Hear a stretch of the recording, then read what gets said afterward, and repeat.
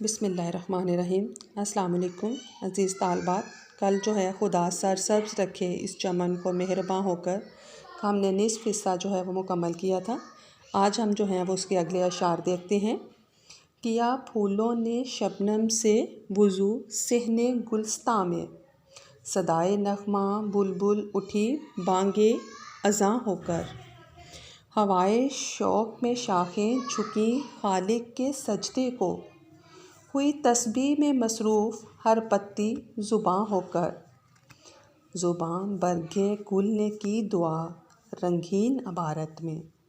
خدا سرسبز رکھے اس چمن کو مہرباں ہو کر۔ اب مشکل الفاظ دیکھتے ہیں۔ صدائے نغمہ، صدا آواز، صدائے نغمہ یعنی بلبل کے گیتوں کی آواز، ہوائے شوق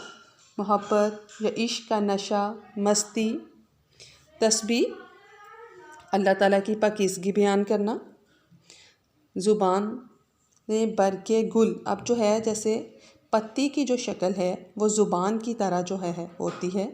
گل پھول یعنی پھول کی پتی سے مراد پھول کی زبان، رنگین عبارت میں، رنگین اور خوبصورت الفاظ میں۔ اب جو ہے وہ ان اشعار میں جیسے وہ پہلے جو ہے اس نے باغ کا جو ہے چمن کا منظر جو ہے وہ پیش کیا تھا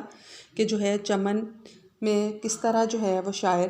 خوبصورت جو ہیں وہ ہر طرف بہار آئی ہوئی ہے، بلبلیں کس طرح اس پر چہک رہی ہیں۔ اب آگے وہ کہہ رہا ہے کہ پھولوں نے شبنم سے جو ہے وہ اوس سے ایسے لگ رہا ہے کہ جیسے پھولوں نے شبنم سے وضو کر لیا ہے، اور بلبل جو ہے وہ جو اس کی چہک ہے، بلبل کے جو گیت ہیں اس کو وہ اذان کے ساتھ تشبیہ دے رہا ہے، اور جب شاخیں ہوا کے ساتھ جھک رہی ہیں تو کہتا ہے کہ ویسے لگ رہا ہے کہ جیسے شاخیں جو ہیں وہ اپنے خالق کو محبت سے سجدہ کر رہی ہیں، اور ہر پھول کی جو پتی ہے وہ ایسے لگ رہا ہے کہ جیسے نماز کے بعد تسبیح کر رہی ہے، اور پھر کہتا ہے کہ ہر پھول کی جو پتی ہے اس نے ایک ہی دعا کی ہے، اور وہ دعا کیا کی ہے کہ اللہ تعالیٰ میرے وطن کو ہمیشہ سرسبز رکھنا، اس وطن پر ہمیشہ اپنی عنایات رکھنا، اپنے لطف و کرم کی بارشیں اس وطن پر رکھنا۔ جن پھولوں پر جو شبنم پڑی، پھولوں نے عبادت کے لیے وضو کر لیا، پورا صحن جو ہے وہ ایسے لگ رہا ہے کہ جیسے ایک عبادت گاہ کا منظر پیش کر رہا ہے۔ اس نے جو ہے وہ پھلوں اور پھولوں کی کثرت سے ہوا کے رخ سے بھی شاخیں جھک جاتی ہیں، لیکن اس نے اس کو ایک خوبصورت سا منظر دیتے ہوئے کہا کہ جو شاخیں ہیں یہ اللہ تعالیٰ کے حضور سجدہ ریز ہیں،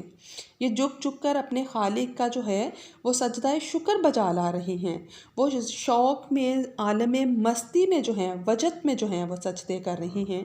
اور سارے پھولوں کی پتیاں جو ہیں بیک وقت اللہ تعالیٰ سے دعا میں مصروف ہیں، اور پھول بھی رنگین ہیں، اور دعا کے لیے بھی چونکہ رنگین الفاظ جو ہیں ان کی ضرورت ہے، تو وہ کہہ رہا ہے کہ ہر پھول کی جو ہے پتی پر یعنی ہر پھول کی جو زبان پر ہے دعا ہے، اور وہ اللہ تعالیٰ ہر چیز جو ہے اللہ تعالیٰ کی عبادت میں مصروف ہے۔ پہلے جو ہے انہوں نے پھولوں نے وضو کر لیا، اور پھر وضو کر کے جو ہیں وہ اللہ تعالیٰ کے حضور سجدہ ریز ہو گئیں، شاخیں جھوم رہی ہیں، کبھی اوپر جاتی ہیں کبھی نیچے جھکتی ہیں، تو ایسے لگ رہا ہے کہ جیسے وہ نماز کے جو ہیں تمام عبادت جو ہیں وہ نماز کے جو ہیں تمام فرائض ادا کر رہی ہیں۔ باغ کے تمام پودے پھول جو ہیں وہ عبادت میں محو ہیں، اور ایسے لگ رہا ہے کہ جیسے ہر کوئی اللہ تعالیٰ سے اپنے باغ کی، اپنے چمن کی دعا کر رہا ہے کہ اللہ تعالیٰ میرے باغ کو خزاؤں سے محفوظ رکھنا، آندیاں جو ہیں وہ ان پھولوں کو مٹی میں نہ ملا دیں، اور ہر طرف اس جو اشعار ہیں اس میں شاعر نے حسن تعلیل سے کام لیا ہے۔ اس نے کہا کہ شبنم کو وضو کے لیے، نغمہ بلبل کو اذان کے لیے، شاخوں کو جھومنے کو سجدے کے لیے، اور پھولوں کی پتیوں کو حمد و ثنا کی جو ہے وہ اس میں حسن تعلیل کا استعمال کر رہا ہے۔ کہہ رہا ہے کہ کائنات کی ہر شے، چاہے وہ جاندار ہے چاہے وہ بے جان ہے، وہ ہر کوئی اپنی جو ہے وہ عبادت میں مصروف ہے۔ اللہ تعالیٰ کی عبادت اور تعریف توصیف کا سلسلہ ہر مقام پر ہر وقت جاری ساری ہے، اور انسان ہی نہیں، فرشتے ہی نہیں، بلکہ ہر چیز، ہر تخلیق اللہ تعالیٰ کے حضور سجدہ گزار اور تسبیح خواں ہے، اور ہر چیز اللہ تعالیٰ کی عبادت میں مصروف ہے،